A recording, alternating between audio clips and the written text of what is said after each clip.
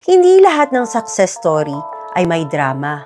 Minsan, tahimik lang, tulad ng kwento ng Hello Kitty.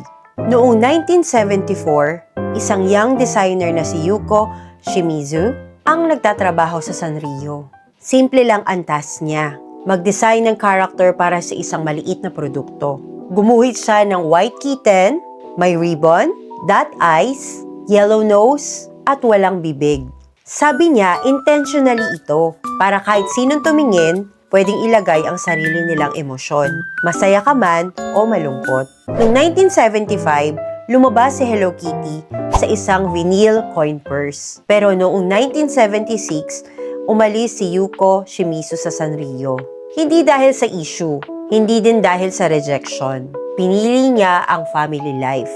Nag-asawa siya at nag-focus siya sa freelance work. Habang si Hello Kitty ay naging isang pinakasikat na character sa buong mundo.